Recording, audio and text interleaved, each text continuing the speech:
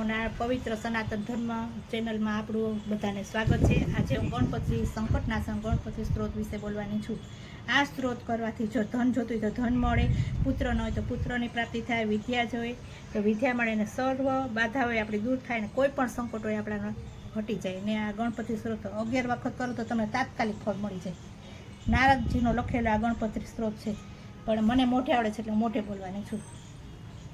प्रणमे शीर्षादेव गौरीपुत्र विनायकं भक्तवा समरे नित्यमायु कामर्थे सिद्धे प्रथम वर्कतुंड च एकदत्त द्वितीयकम तृतीय कृष्णपिंगाक्ष गजक चतुर्कम लंबोदर पंचम षष्ठ विकटमे एव च सप्तविघ्न राजेन्द्र धूमवणे अष्टकम नवम भालचंद्र च दशम तु विनायकम एकादश गणपति द्वादशतु गजाननम द्वादशेतानि नमानि त्रिसन्धे पठेन च विघ्नभय तस्य सर्वसिद्धिकर प्रभो विद्यार्थी लभते विद्या धनार्थी लभते धनम पुत्रार्थी लभते पुनरा मोक्षार्थी लभते गतिम जपेत गणपति स्त्रोत सन्भिमासी फल लभते सत्वसणे सिद्धि च लभते नात्र संशय अष्टोभ्यो ब्राह्मणभ्यो लिखित्वा समर्पिते तस्य विधे भवति सर्व गणेश प्रसादे इति श्री नारद पुराण संकटनाशन गणपति स्त्रोत संपूर्ण।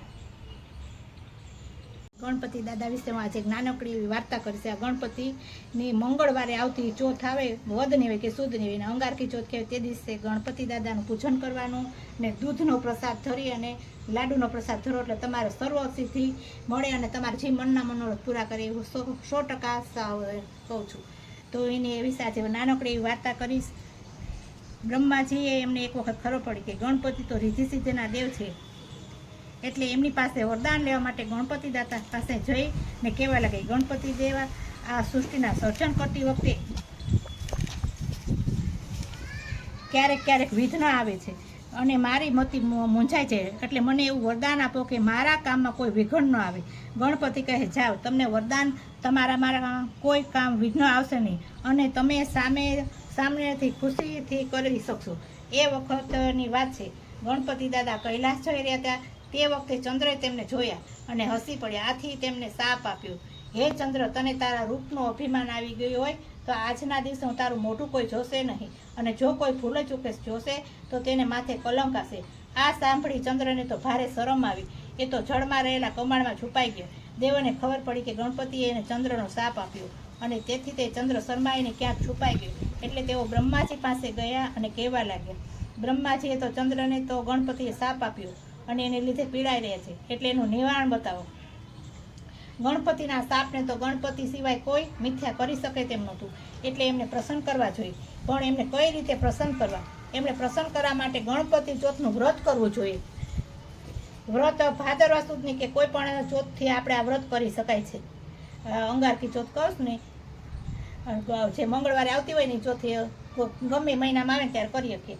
ગણપતિ કોઈ પણ ધાતુની મૂર્તિ બનાવો કે ગણપતિના સવારના લાકડાના કે કોઈ પણ ના હોય એને આપણે સ્થાપના કરી તેની પૂજા કરવી, નિવેદમાં લાડુ અર્પણ કરવા અને ચોથને દિવસે સાંજના સમયે ગણપતિને મૂર્તિને વાતે ગાતી પાછી નદીમાં પધરાવી દેવી અને તે દિવસે બ્રાહ્મણોને જમાડવા, દાન કરવું। આમ કરવાથી ગણપતિ દાદા પ્રસન્ન થશે।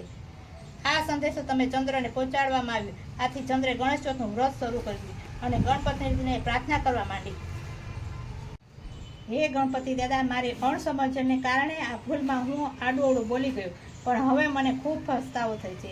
આપ તો દયાળુ છો, તો મને શાપ મુક્ત કરો।